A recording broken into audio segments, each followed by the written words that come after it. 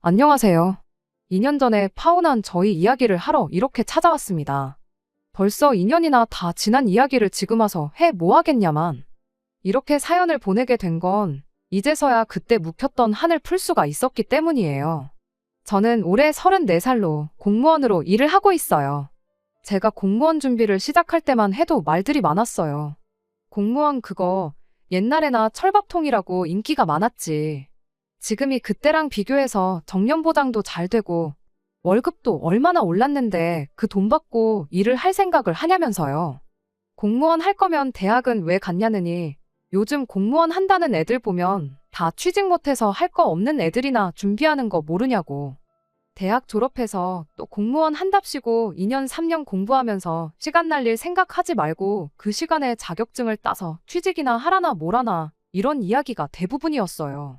저희 부모님께서도 네가 하고 싶으면 하는 거지라고 하시긴 했지만 취직 준비도 안 해보고 바로 공무원을 시작하는 저를 보고 조금 못마땅해 하시는 눈치셨지요. 무조건 그런 말들이 틀렸다고 하기도 그렇고 맞는 부분도 있을 테고 그렇겠지만 저도 제 나름대로 최대한 이것저것 재보고 따져가며 결정한 직업이에요. 박봉일지라도 안정적이기도 하고 이래저래 연금이라든지 보장도 잘 되어 있는 편이라 생각하고 억대 연봉까지야 못 가겠지만 결국 연차수 쌓이고 승진하고 그러면 벌이도 늘어나는 법 아니겠나요? 제가 돈 하나만 보고 직업을 구한다 생각하면 그럼 취직이 아니라 장사를 해야 하는 거 아닌가 그런 생각도 있었고요. 요즘은 또 취직이 워낙에 힘들어 공무원이 인기라는데 그런 이야기 들으니 제가 잘못된 선택을 했다고 생각하지는 않습니다. 아무튼 그렇게 저는 대학교를 졸업 후 2년간 시험 준비를 했고 당당히 시험에 합격해 일을 시작할 수 있었어요. 아무리 공무원 월급이 적다지만 혼자 쓰기엔 차고 넘치는 돈이었고 부모님 집에서 계속 신세를 지면서 저축도 꽤 많이 할 수 있었습니다. 아직 할부가 조금 남아있긴 하지만 차도 한 대 뽑았고요. 출퇴근도 출퇴근이지만 업무상 필요하기도 해서 말이에요. 그래도 이래저래 나름 괜찮은 삶을 살고 있었습니다. 그렇게 연차수 쌓여서 승진도 한 번 하고 연애도 딱 그때 시작했어요. 남자친구는 평범한 직장인이었습니다. 친구의 소개로 처음 만나게 되었고 둘 다 나이가 있었다 보니 애초에 만날 때부터 결혼을 전제로 연애를 시작하게 되었어요. 결혼 전제로 시작한 연애였다 보니 처음 만나다가 서로 아닌 것 같으면 깔끔하게 헤어지기로 했었는데 만나다 보니 서로 잘 맞는 부분도 많았습니다.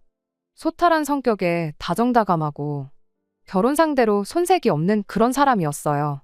남자친구 또한 저와의 결혼을 긍정적으로 생각하고 있었고 그렇게 연애 8개월 만에 결혼 이야기도 오가게 되었습니다. 월급만 두고 보면 당연히 남자친구가 저보다 벌이가 좋았습니다. 하지만 그때 당시엔 제가 기우는 결혼을 한다고 할 만큼 잘 버는 편은 또 아니었어요. 뭐 엄청나게 오른 건 아니지만 이러나 저러나 저는 일한 지도 좀 되었고 승진도 한 번 했었으니까요. 당시 남자친구는 저보다 한 살 위로 그때 제 나이가 32이었으니 33살이었죠. 남자친구가 저랑 연애를 처음 시작했을 때가 막 취직한 지 1년이 지났을 때였어요. 결혼 이야기 막 주고받기 시작하고 한참 결혼 준비 시작했을 때도 2년 차가 넘어가지 않았을 때였거든요. 사실 같은 연차수로 계산해보면 남자친구 벌이도 저랑 훨씬 차이가 났을 부분이라서 그때 당장 벌이만 두고 봤을 때 차이가 별로 없던 거지. 나중 가면 격차가 심해졌었을 거예요. 아무튼 그렇게 결혼 이야기도 빨리 나오긴 했지만 현실적으로 생각해보면 준비가 많이 되어 있는 상황은 아니었어요. 아무리 열심히 모았다지만 솔직히 공무원 월급에 제가 모아놓은 돈은 3천만 원 조금 넘게 모은 게 전부였거든요. 할부가 거의 끝나가는 차까지 생각하면 대충 5천 정도까지 모아놓았다 쳐도 되지만 또 당시 남자친구가 월급이 저보다 좋았다고 한들 일한 기간이 2년도 안 되었다 보니 모아놓은 게 2천만 원 조금 덜 되게 모아놓았던 게 전부였어요. 이래저래 현실적으로 이야기하다가 양가 부모님께 5천만 원씩 지원받아서 결혼하는 쪽으로 이야기가 되었죠. 더 받을 수 있으면 더 받으면 좋았겠지만 애초에 두 사람 힘으로만 하려다 도무지 답이 안 나와서 내린 결정이었고 그 정도가 양가 부모님께 요청할 수 있는 최대였어요. 그러는 과정에서 남자친구와 허례허식 같은 건 생략하고 결혼식 비용도 최대한 아끼는 쪽으로 이야기가 되었고, 그렇게 저희는 결혼 준비를 시작하게 되었습니다. 양가 부모님께 인사도 드리고 상견례까지 마치고 나니 정말 이대로 결혼해서 행복하게 살겠구나 하는 생각밖에 없었어요. 그렇게 결혼식 날짜까지 다 잡힌 상황에 예비 시어머니 때문에 결혼이 엎어지게 될 줄은 정말 생각도 못했습니다. 하루는 예비 시어머니가 저만 따로 봤으면 좋겠다는 연락을 해왔어요. 불러낼 때 따로 이유는 말해주지 않았고 그냥 밥이나 한 끼 같이 먹자는 말뿐이었죠. 처음 인사드리러 갔을 때 양가 상견례할 때 그렇게 딱 2번 봤던 게 전부였는데 그때까지만 해도 그냥 평범하게 좋은 분이시구나 하는 생각밖에 없었거든요. 그 뒤로 결혼 준비하는 내내 따로 봤던 적이 없었다 보니 갑자기 저만 따로 불러낸 게 의아하긴 했지만 결혼하기 전에 며느리랑 좀 더 친해지고 싶어서 그러시는가 보다 하고 기쁜 마음으로 자리에 나갔습니다. 예비 시어머니가 저를 데리고 간 곳은 인당 9만 원씩 하는 코스 요리가 나오는 고급 레스토랑이었어요. 남자친구 집 형편이 그닥 넉넉한 편은 아니라고 알고 있었어서 참 많이 놀랐죠. 그냥 평범한 곳 가서 먹어도 되는데 며느리라고 이렇게까지 신경을 써주시는구나 했거든요. 주문하면서 비싼 와인까지 같이 시켜주시는데 정말 감사한 마음뿐이었죠. 저도 이런 곳은 남자친구랑 데이트하면서도 한 번도 와본 적이 없던지라 음식이 나올 때마다 사진 찍는다고 정신이 없었는데 메인 요리가 나오고 나서 예비 시어머니가 다짜고짜 저한테 그날 불러낸 이유를 꺼내왔습니다. 너는 근데 눈치가 없는 거니? 아니면 여우같이 다 아는데 모르는 척 하는 거니 하면서요. 갑자기 돌변한 예비 시어머니의 태도에 놀라서 무슨 말씀을 하시는 건지 잘 모르겠다고 대답했는데 대놓고 왜 결혼식이 코앞인데 아직도 예단 이야기가 없느냐고 뭐라 한 소리를 하는 거예요. 그 말을 듣고 나서 또 제가 예단이라니 무슨 말씀이신지 진짜 모르겠다고 대답했죠. 결혼한다는 애가 나이 32이나 먹은 애가 예단이 뭔지 모를 리가 있겠냐고 알고 모르는 척 하고 있는 거 다 티난다고 갑자기 짜증을 내는데 정말 무슨 반응을 보여야 할지 모르겠더군요. 다른 집 며느리들은 결혼한다고 시어머니한테 명품 가방이다, 현금이다 뭐다 이런 거 말 한마디 안 해도 알아서 척척 준비해온다던데 너는 어찌 내가 직접 말을 꺼낼 때까지 입도 뻥끗 안 하고 말을 꺼내니 모르는 척을 할 수가 있느냐면서 뭐라 하대요. 갑자기 펼쳐진 상황에 정말이지 이게 지금 무슨 상황인가 머릿속이 점점 복잡해지기 시작했어요. 말씀드렸다시피 결혼 이야기 나누면서 남자친구하고는 허례허식은 생략하기로 이미 이야기가 되어 있던 상황이었거든요. 남들 다 업체 끼고 찍는 웨딩 사진도 결혼식 비용 좀 아껴보자고 저희가 카메라 빌려서 찍고 그랬어요. 스드메 비용도 아끼겠다고 드레스만 빌리고 머리랑 메이크업은 그쪽 일을 하고 있는 제 동생 친구들한테 부탁해놓은 상태고 남편도 나비 넥타이 하나만 빌려서 회사 면접 볼 때 사놓은 정장 입고 식을 올리기로 했었거든요. 신혼여행 비용도 아낀다고 타협해서 그냥 평소에 가보고 싶었던 가까운 일본으로 짧게 다녀오기로 했고요.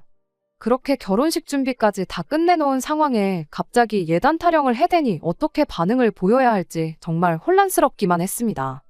혹시나 저러시는 게 남자친구가 예비 시어머니한테 우리가 허례허식도 생략하고 다른 비용도 최대한 절약해서 결혼을 하기로 한 사실을 말을 안 했던 건가 싶어 최대한 조심스럽게 말을 꺼냈습니다.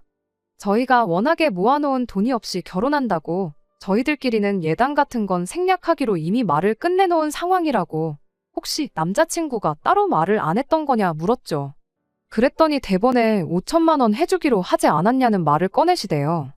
5천만 원이나 지원해 주시기로 한 거 너무나 감사한 일이지만 저희가 그 돈에 우리 모은 돈 다 합쳐도 돈이 얼마 되지가 않는 상황인 거 아시지 않느냐고 당장 신혼집도 어떻게 해야 할지 갈피가 서지 않아서 남자친구가 혼자 지내는 자취방에 신혼살림 대충 차려놓고 천천히 구하려고 하는 것도 알고 계시지 않느냐고 그런데 갑자기 예단이라니 솔직히 너무 당황스럽다 이렇게 대답을 했어요.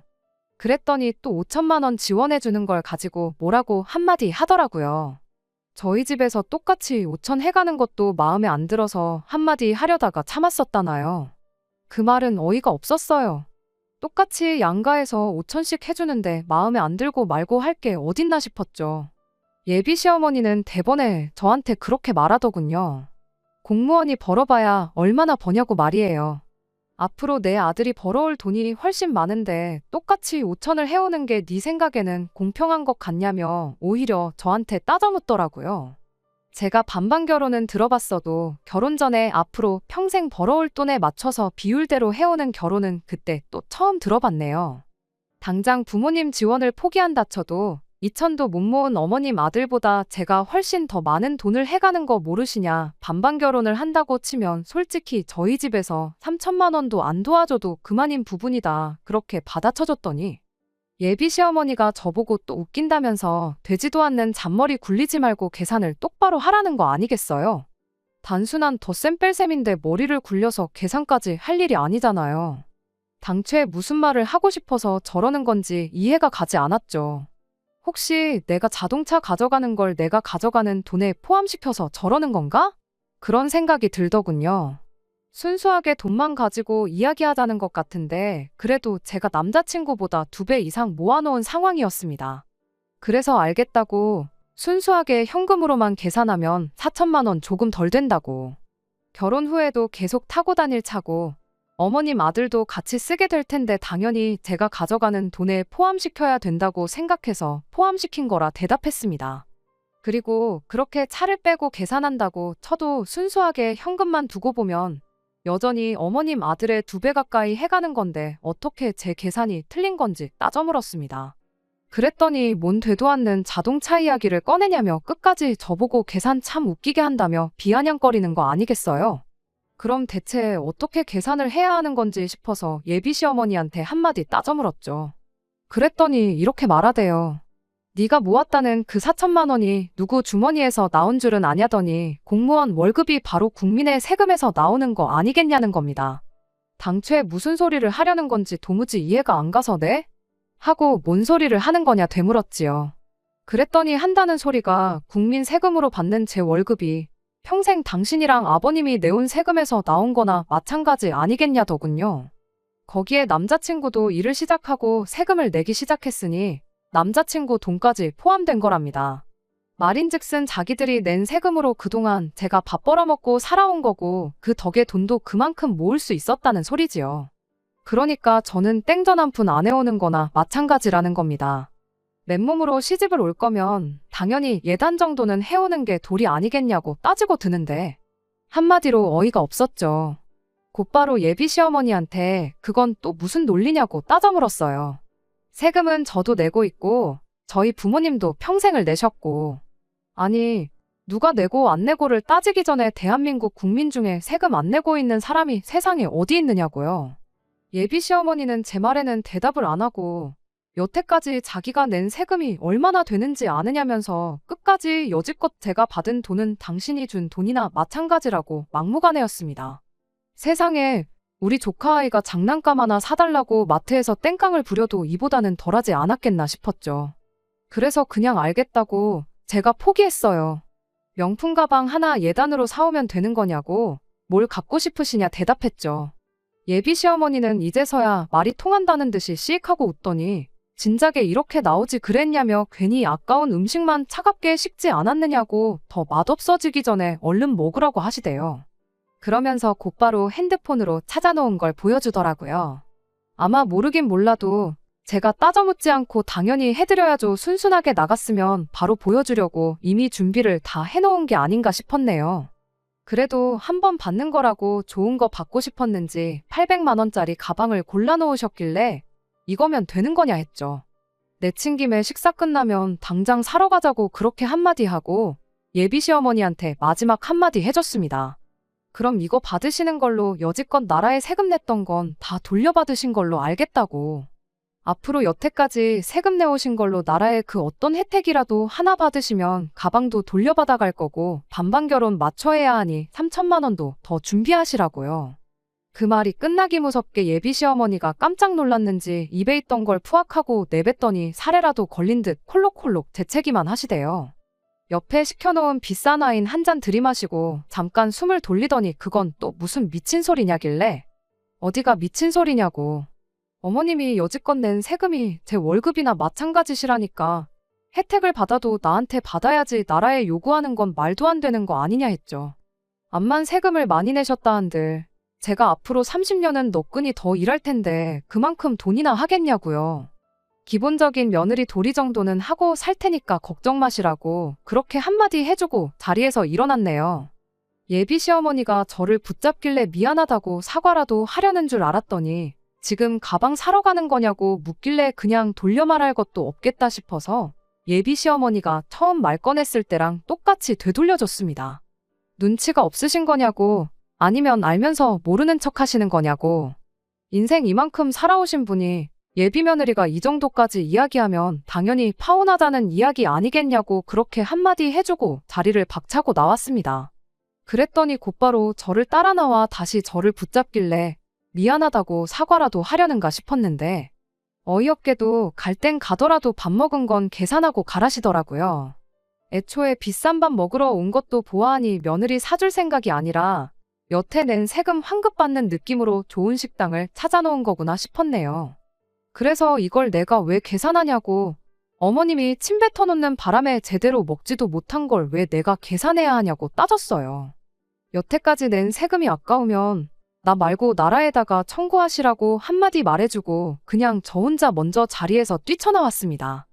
그렇게 파혼까지 해버리게 되었어요. 솔직히 예비 시어머니랑 이렇게 돼버린 거 남자친구가 어떻게 나와도 돌이킬 수는 없겠다는 생각이었습니다. 1년 안 되는 짧은 연애긴 했지만 그래도 결혼 약속까지 한 사이인데 남자친구가 이 사실을 알면 어떻게 설명을 해야 할지, 혹은 남자친구가 대신 사과하고 이런 일이 앞으로 없게 할 테니 용서해달라고 하면 거기서는 또 어떤 반응을 보여야 할지 정말 고민되고 또 고민되었어요. 아니나 다를까 이 파혼 소식을 전해 듣게 된 남자친구한테 연락이 왔습니다. 어머니한테 방금 이야기 들었는데 이게 다 무슨 일이냐면서요. 이야기 다 들었으면 무슨 일인지 다 알고 전화한 거 아니냐, 나한테 또 상황 설명을 들어야겠냐고 대답하니 남자친구가 아무 대답이 없대요. 그러더니 어머니가 사고방식이 좀 옛날 사람이라 그런 거니 저보고 신경 쓰지 말고 한 귀로 듣고 한 귀로 흘리라는 말을 하는 거 아니겠어요? 그게 신경 안 쓰고 넘어갈 일이냐고. 내가 여태까지 일하면서 국민 세금으로 월급 받으니 봉사한다는 기분으로 일하라는 말은 들어봤어도 자기가 낸 세금으로 내 월급을 줬으니 그 돈도 자기 돈이라고 우기는 사람은 또 처음이라고 따졌죠. 예비 시어머니 대신 저한테 사과해주는 모습을 기대한 건 아니지만 남자친구는 오히려 저한테 짜증을 내기 시작했어요. 지금이야 남이지만 결혼하면 다 한 가족인데 그 정도는 이해해줄 수 있는 거 아니냐면서요. 남자친구한테 지금 나한테 따져 물으려고 전화한 거냐고, 누가 봐도 그 상황에 비상식적인 행동을 하신 건 어머님 아니냐고 따졌더니 그럼 뭐 자기 보고 어쩌라고 그러는 거냐며, 자기가 그럼 왜 그랬냐고 어머니하고 한바탕 싸우기라도 했었던 거냐고 전화기 너머로 역정을 내기 시작하는 겁니다. 당장 800만 원이 있든 없든 모자란 돈은 대출을 받아야 될 테고 그거 더 받는다고 이자 내는 거 별반 차이가 나는 것도 아닌데 잘릴 걱정도 없는 안정적인 직장 다니면서 뭐가 아까워서 해달라는 거 안 해주고 날짜까지 잡아놓은 결혼식을 파토를 내버렸냐고. 주변 사람들한테는 뭐라고 설명할 거며 앞으로 쪽팔려서 고개를 어떻게 들고 다니냐 이런 소리만 하고 있더군요. 그 말을 들으니 더 이상 고민조차 할 이유가 없었어요. 이미 저의 월급이 당신 돈이나 마찬가지라고 생각하는 분인데 그깟 가방 한 개 사드렸다고 한 번으로 끝날 일이었을까요?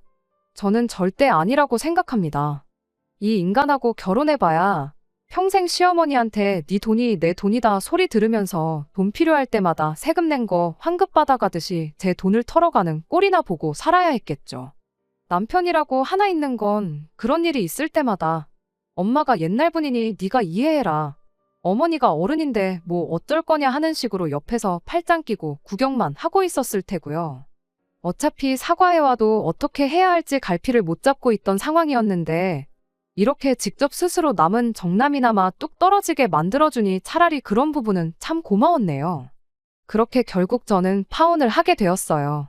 파혼하고 나서 주변 사람들한테 파혼하게 된 이유부터 그런 부분을 설명하는 게 남자친구 말처럼 참 낯뜨겁고 번거로웠지만 앞으로 그런 시어머니한테 평생을 시달리는 것과 비교하면 세 발의 피었으리라 생각하니 짜증도 나지 않대요. 지금에야 와서 이 사연을 적어보내게 된 이유도 따로 있습니다. 그렇게 전 남자친구와 헤어지고 나서 반년이 지나 새로운 사람을 만나게 되었고 얼마 전 다시 결혼 준비를 하기 시작했기 때문이에요. 그렇게 데이고도 또 결혼이 하고 싶었냐고 생각하실 분들이 계시겠지만 정말 다행히 좋은 사람을 만나게 되었습니다. 시부모님 되실 분들도 정상적인 사고방식을 가지고 계시고요. 오히려 요즘같이 힘들 때는 공무원만한 직업이 없다면서 제 직업도 인정해 주시고 당연한 소리겠지만 제 월급이 당신들 주머니에서 나왔다고 생각하는 분들도 아니십니다. 그리고 그렇게 얼마 전에 우연찮게 예비 시어머니를 만나게 되었어요. 전 남자친구한테 두 분 다 일을 하신다고 들었지 장사를 하고 계신 줄은 몰랐거든요. 이번에 남자친구랑 데이트하러 갔다가 우연찮게 들르게 된 시장에서 장사하고 있는 전 예비 시어머니와 우연찮게 마주치게 되었습니다. 기분 나빠서 나가려다가 현금 계산은 할인해준다고 버젓이 써있는 문구를 보고 세금도 똑바로 안 내신 것 같은데 그때는 너무하셨던 거 아니냐고 아무렇지도 않은 척 한마디 해줬어요.